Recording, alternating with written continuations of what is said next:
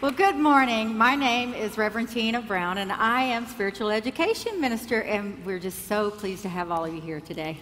And I'm Jimmy Scott, Pastoral Care Minister. My pleasure to be here this morning. Reverend Richard will be out later to do the service. Okay, so what is unity? Well, unity is a positive, accepting approach to the truth teachings as demonstrated through the life, our way-shower Jesus the Christ. We affirm positive prayer practice in our life. We affirm our oneness with God and all of each other. We celebrate this oneness and this spiritual journey that we are on through worship, through prayer practice, through volunteer and outreach, spiritual education. We have so many wonderful opportunities for you here, and we just love and appreciate and bless each of you. So let's take our mission statement together. Unity of Phoenix is a loving spiritual community that welcomes all people and honors all paths to God. We are dedicated to transforming lives by inspiring and awakening individuals to discover God's Spirit within. So now is that time in our service for time, prayer, and meditation. So if you have your cell phone with you, let me encourage you to either place that on silence or vibrate, and the choir will lead us in our meditational song.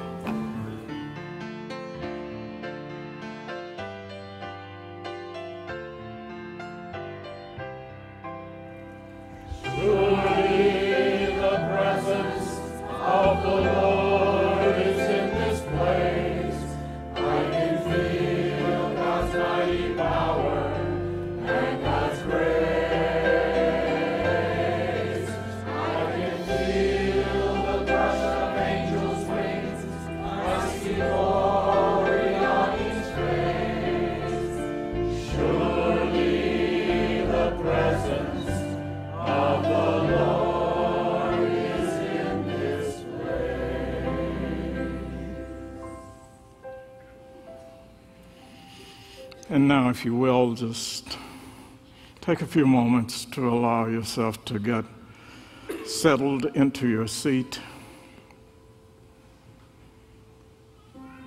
to allow your energies to settle down. Give your mind a couple of seconds to become quiet.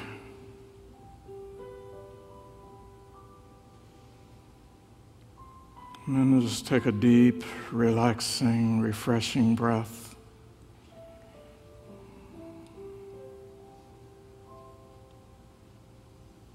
And become comfortable.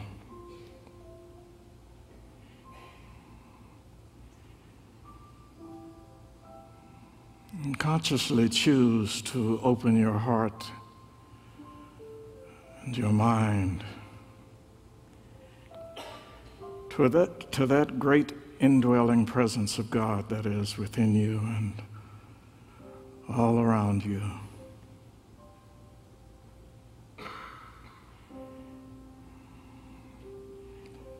In the opening song, The Circle of Life, we are reminded of our connectivity, of the reality of who we are in this great universe. And we're also reminded of the majesty and the grandness of this place we call home.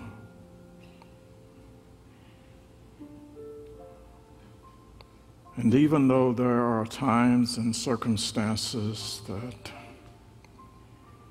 on the surface seem inharmonious and contrary to what we are here for on this planet,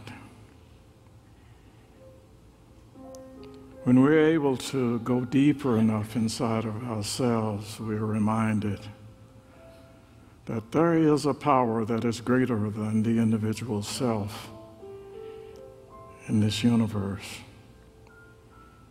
No matter how we name that spirit, it is there. And so it is in these times of quietness and reflection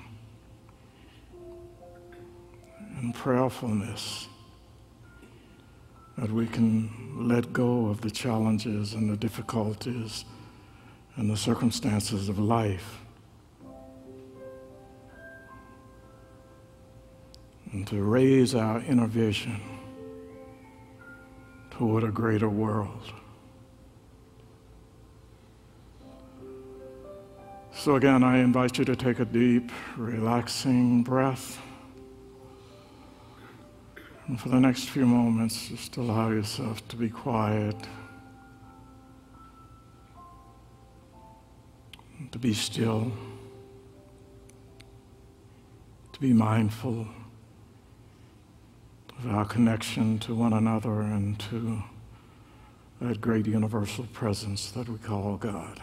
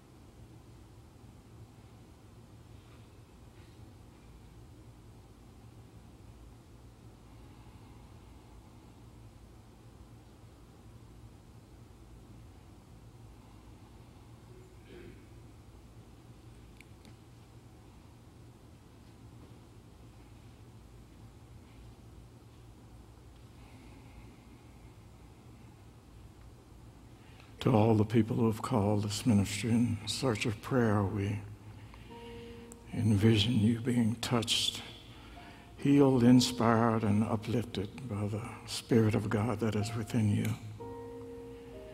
giving you the strength, the faith, the courage, the wisdom, and the will to keep on keeping on.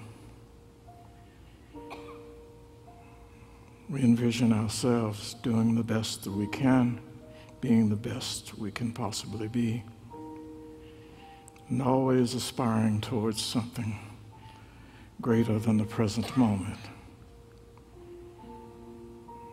And then we release it all.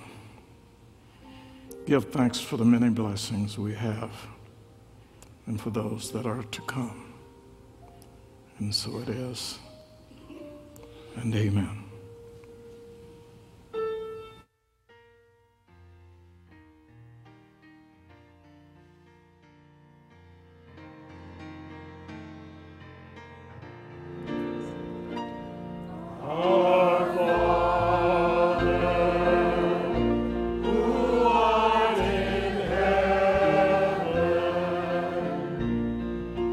Hallowed be thy name.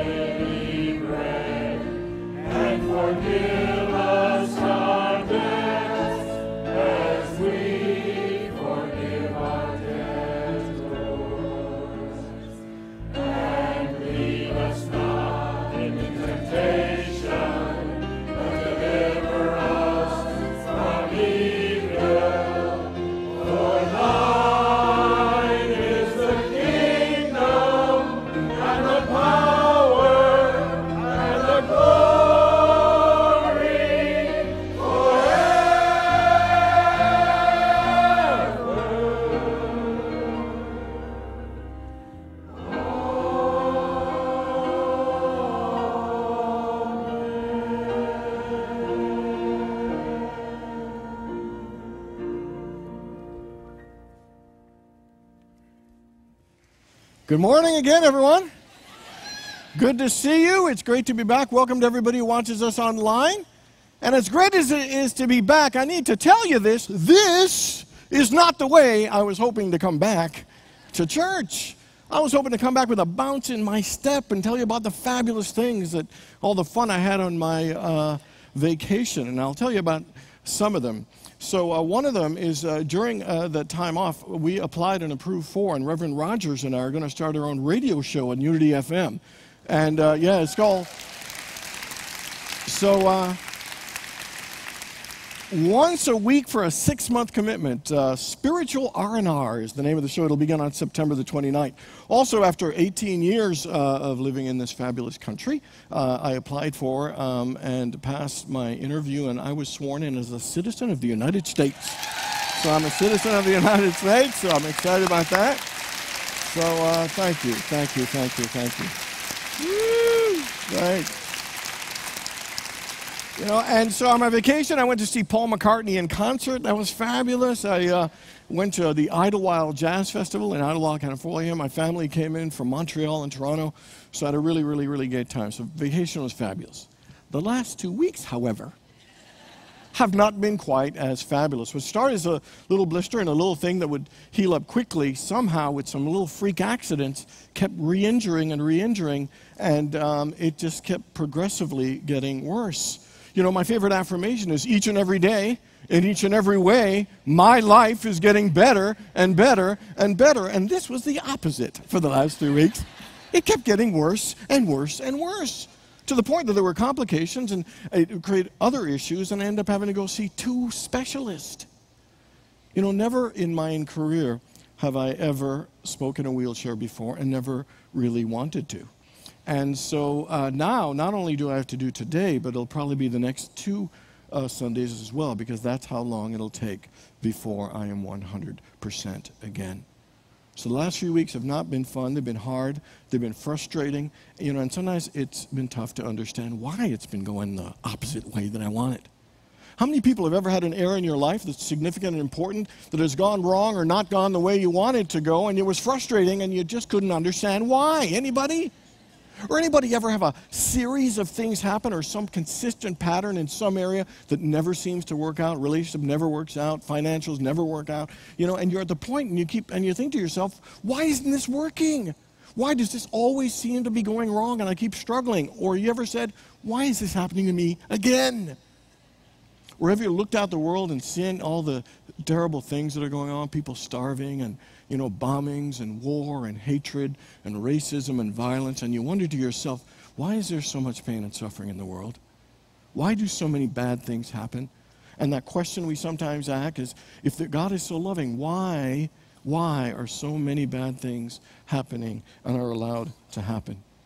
You know, one of the most asked questions of clergy of all faith, one of the most asked questions of people who are religious and non-religious, of theists and atheists, is the question, why do bad things happen to good people?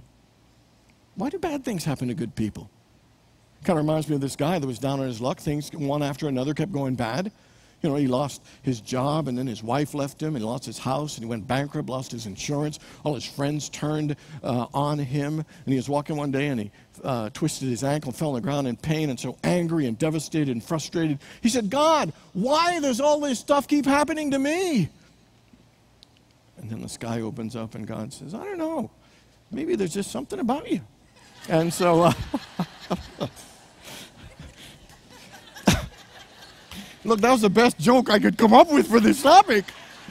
So, you know, it's interesting. That question has been asked, why do bad things happen to good people, for a long time? And do you know, still today, it is one of the most asked questions. In fact, it is one of the most searched questions on the internet. I searched it. Anybody want to guess at how many responses and results came for why do bad things happen to good people? Let me tell you. 113 million.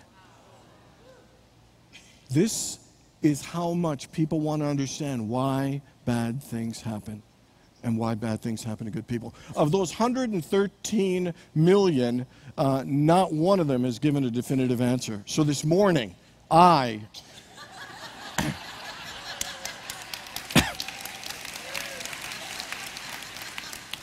will also not give a definitive answer. But I do want to explore the idea so that we can better understand why these things happen and, quite frankly, how we can better handle and move through those experiences. So one of the first things is to begin to understand, how life works. Jesus made it pretty clear when he said, in this life, there will be trials and tribulations. It's kind of clear, isn't it? In this life, you will go through some trials. In this life, you will go through some hardships, some tribulations, some adversity. He also said in the book of Matthew, chapter 5, verse 45, he said that God causes the sun to shine on the evil as well as the good, and that God sends rain on the just and unjust. So it makes it very clear, everyone will have some difficult times. I don't know, anybody here not ever have some difficult or painful times?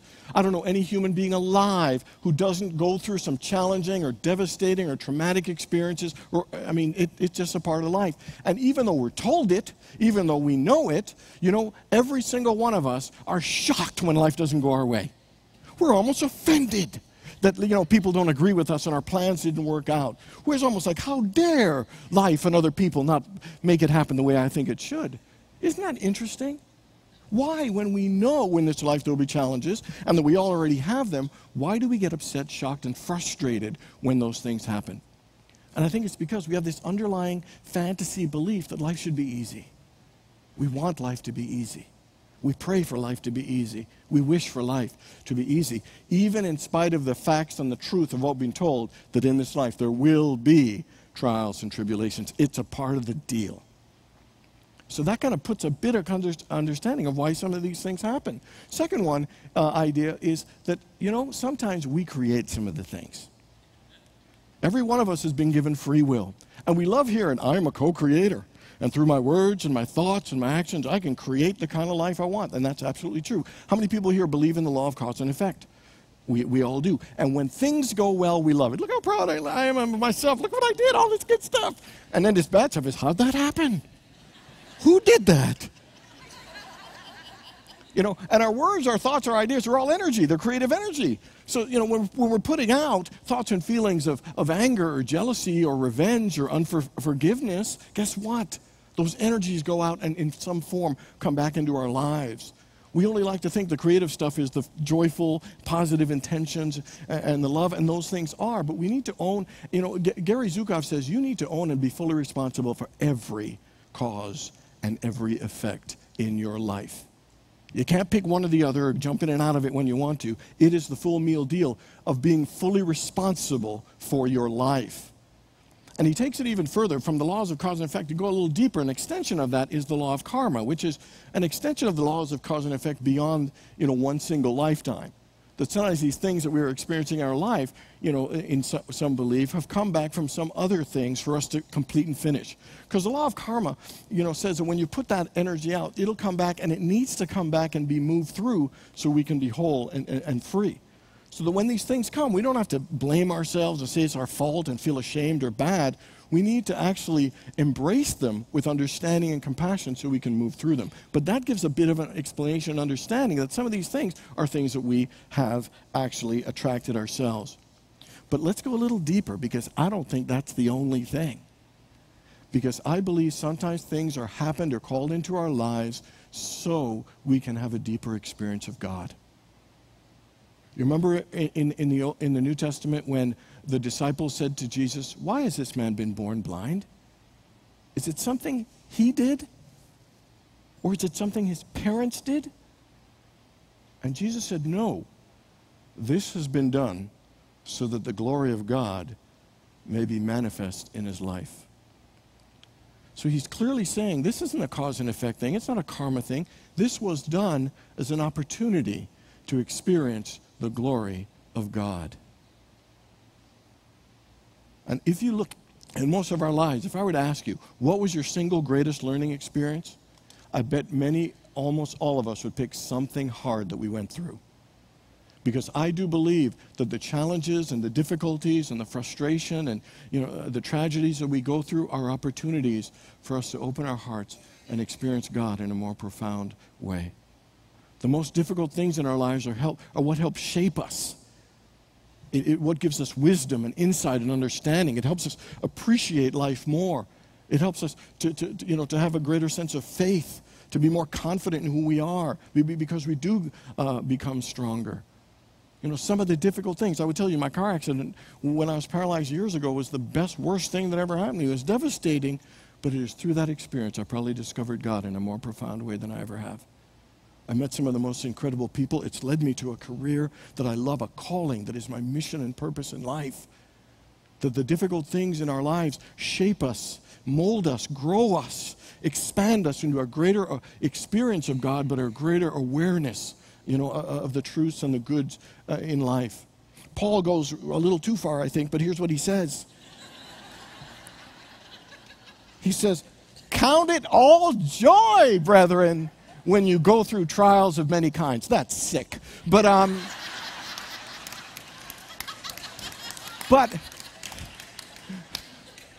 it's grounded in an understanding that the difficulties that happen in our lives are there. And here's what he says. That the reason we should be joyful when we go through these, it says, knowing that the testing of your faith produces endurance. Endurance needs to run its full course so that you will be whole, complete, and lacking in nothing. So there's a level of awareness that these things aren't fault, blame, or anything, but it's there to experience the glory of God. It's there to help you mature and grow spiritually so that you will be whole, complete, and lacking in nothing. I believe that it's not just that we're experiencing the glory of God and our own soul's growth, that some of these difficult things happen, but I also believe that sometimes they're there to actually help all of humanity. If you look at the lives of Jesus, Martin Luther King, and Mahatma Gandhi, if it was just the law of cause and effect, what thoughts were they thinking that they each were assassinated or crucified? Is it just about that? I would say no. I would say their souls came in to this incarnation on earth, and by their life, and including their violent death, it put an exclamation point of their message of peace and love and equality and goodness. That sometimes the life of an individual, they call it a bodhisattva, I think, in Hinduism, that an incarnation comes in and so that their example would help evolve and be here for the betterment of all humanity. It isn't just our soul's growth, but sometimes the soul's growth and evolution of the people around us and the world. Let me give you a very good example, and the most painful example. I think we'd agree that probably the greatest loss and tragedy and bad thing that can happen is the loss of a child. We have a member, and they're here tonight, Kevin and Ursula Neal. You might know some of their story. They've been attending the church for a number of years, and they experienced this difficult situation. Their child, Kelly, was born with a congenital, fatal disease that no other child had ever survived. I mean, even on a ventilator, the child would die, just within days of being born. Somehow, on the ventilator, Kelly was able to survive, but they said, even though she's on the ventilator, there's nothing that can be done. Ursula had the gut instinct to not take her off the ventilator, and then she was taking a break at the hospital and went to the restroom. When she came back, interestingly, there was an article about some surgeries being done on infants, transplants. Not long after that, at the age of 3 months, Kelly had a double lung transplant. And amazingly, and lived a full and amazing life. Tap dancing and, ballet and riding bikes. She was very athletic, playing piano. A full life. And with her brothers, Tristan and Aiden, just enjoying an incredible life. Her motto was, "Every day you're alive is a great day." This kid, inspirational. Now, at the age of 11, there was some scar tissue building up and there was some surgery, and it kind of affected her stomach lining and her ability to actually absorb nutrition. So she would eat, but not able to get nourishment. She would eat and often would be throwing up. And her mom seeing her, and her dad, they're seeing her, their baby suffering and in so much pain. And she obviously had a great relationship with Kelly, because the mom in that situation, seeing her baby suffering like this, asked her, "Do you think I did the right thing? We did the right thing, doing that surgery many years ago, seeing how much she was suffering." And Kelly said this.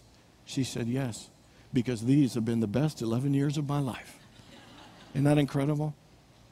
And so they were going to St. Louis, going on the journey to do some work to figure out how to increase her nourishment and have her body.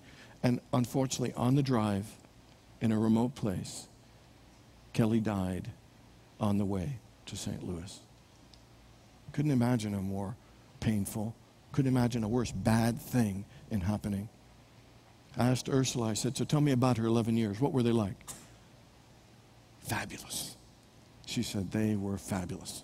And I asked her the question, I said, if you had to do it all over again, knowing that she would die at 11, would you have gone through that experience again? And that was not an easy thing, because to know that your child's going to suffer at that level is not an easy question for her to answer. Here is the reply she sent me after our conversation. You know, there was nothing good about Kelly dying, except now we get to see the goodness that came from her living life. How many people she loved. How many more people loved her back. How she influenced so much goodness in so many. I am so happy that God sent her to me, us, to take care of her in this physical world. And yes, I would do it again. Transplant. As hard as it is to suffer every single day with her loss, and it's been 3 years and it's still painful, 3 years, not being a part of her life would have been an even bigger loss. I am a better person because she lived and loved me. And she had also said to me that in the contemplation about would you do it again, she said, you know, it would have been unfair for me to have deprived the world of her light. 3 years later, and you know, all the way through the process, Ursula and Kevin and the family have been involved in organ donation. They received a great blessing that extended and gave them 11 more years with their precious Kelly. And now they do that, and Kelly used to do it herself, promoting organ donation. And Ursula said one of the things she loves is just seeing how people's light go on, as like a mother of 4 who needed a heart transplant, gets the heart transplant, and gives her more time to get to spend and watch her children grow. She said it's an amazing feeling. And as painful as it is for those who give the donations, that even those individuals who've lost a loved one feel some sense, you know, of hope and goodness in being able to share the organ of their loved one to give someone else an opportunity to live. I do not know why bad things happen. But I absolutely do believe that sometimes even in a situation like that, that light and the soul and the life of Kelly of just 11 years old touched so many people in an amazing way, and still touching in an amazing way. As painful it is that the glory of God and the blessings, you know, and the inspiration is still lasting. You know what I always find interesting? The people that we are most inspired by sometimes go through the most painful experiences. You know, in concentration camps, you know, some guy was hiking, he had to cut his arm off. I mean, these things, there's some horrible things. And I'm inspired by them. Don't want to be them, but inspired by them. Because there's something that it awakens in us, you know, that we teach. You know, anybody read Neil Donald Walsh's book, A Conversation with God? One of the things he said that I found was interesting, like in understanding why global big things happen, he said, there's a collective consciousness, not just our individual, but a collective, a race consciousness. And he says sometimes the entire race consciousness calls to itself certain events and individuals to do things to help all humanity learn from it and grow. And he gave examples like Hitler and Judas, and you can think of things like earthquakes and hurricanes beyond our control of why these things happen. And you know what I find interesting? In those moments, they not only teach us how to better live, but in those moments of tragedy, have you ever noticed how people are more kind to each other? How they're more considerate and generous and thoughtful and compassionate? It doesn't need to be that way, but isn't it interesting when these bad things happen, how we come together and support and love and encourage one another? I don't know why bad things happen to good people, and I don't think that's a good question to even ask. Especially, what is good people? We're all people. Why do these bad things happen? I don't know, but I believe the better question is, how do we handle it when these things happen? And here's some things I think. Number one is acceptance. You know, we fight against, you know, we hate, you know, we resist, we complain and whine, you know, but you know what? Things happen. And sometimes finding a place of acceptance is one of the most important things. And sometimes a part of that acceptance takes a long time, like a situation of a loss of a child. It requires grieving. You know, you can't just be positive and accept everything. It takes some process to accept. I ask you, is there a bad thing in your life that you haven't found a level of acceptance? And are you willing to do some work on finding a level of acceptance? Second one is to have a godly attitude. You remember when Joseph's brothers did all that bad stuff to him? My favorite line was, but God meant it for good. I just want you to know, whatever going on in your life that isn't good, that God means it for good. That God means this for good. God means this for good. God means all the things for good. And also to know that this came for me to experience the glory of God. This came for me to experience the glory of God. Because when we do that, we begin to find peace in the midst of it. We find God in the midst of it, and we open ourselves to learn whatever it came to teach us. And then the third one is help alleviate somebody else's suffering. One of the most powerful things you can do for yourself is to help someone else and support them and to ease their pain. Is there anyone in your life who you know you can alleviate, or in this community that you know you can alleviate their pain? You know, one thing I think Ursula hit so clearly on the head. In all that bad thing, she said that clearly the thing that was the greatest was that she got to love and be loved by Kelly. She got to know her and experience her. When all those tragedies happen, what remains? It's the love of people helping one another. I didn't want to sit in this wheelchair today because I got some stuff, about my self-worth. What will people think of me? Think of me as weak and in fear, and I don't want to be thought. I've always resisted this. Always resisted this. And I think this physical thing happened for two reasons. The number one is, it's not so that I would have gotten confirmed that you still love me. I think the deeper thing is for me to know I'm okay like this. That I'm still whole, complete, and lacking in nothing. And getting over the fear. One of the most important things I think we can do in the situation when bad things happen to good people is to make sure we take time to love and support ourselves. Not beat up or condemn or blame or criticize ourselves, and then to take that love and to love the people around us and extend that love by helping other people. Anybody ever see the play Avenue Q?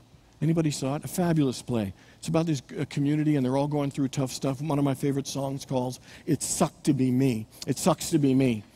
And at some point, it always sucks to be all of us, doesn't it? And it's about sometimes the hardships. And the song you're going to hear in a minute is called Only for Now. That the pain and stuff will last only for now. But you know what? Life also only lasts for now. And what I believe is life is a miracle. And sometimes, we think a miracle is only when the good stuff happens. Like when a baby, like they call the birth a miracle, the miracle of birth. Is the miracle only when the baby pops out? Or is it when there's swelling and stretching and morning sickness?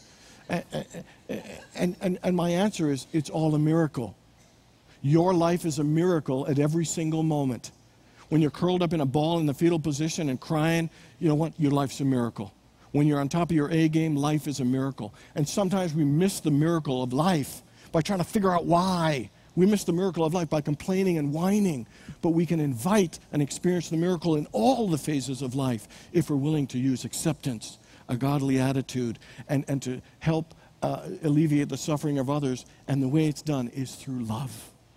To love yourself and to love the people and to support them in the most loving way you can. Because that's what life is really all about. And that is the best way we can handle it when bad things happen. God bless you. The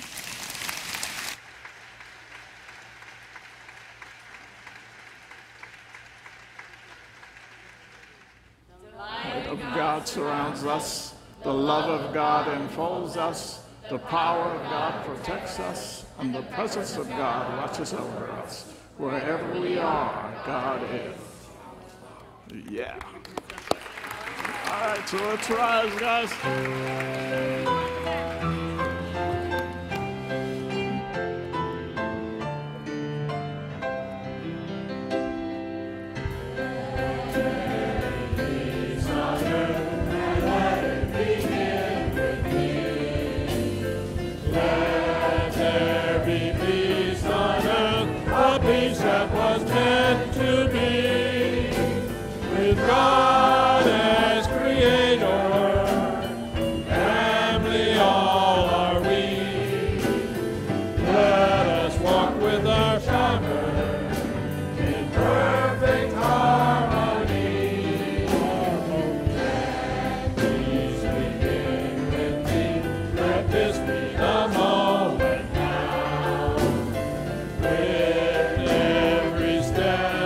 take. Let this be my joyous vow, to take each moment and live each moment in peace eternally. Let there be peace on earth, and let it begin with me. Have a great weekend, everyone.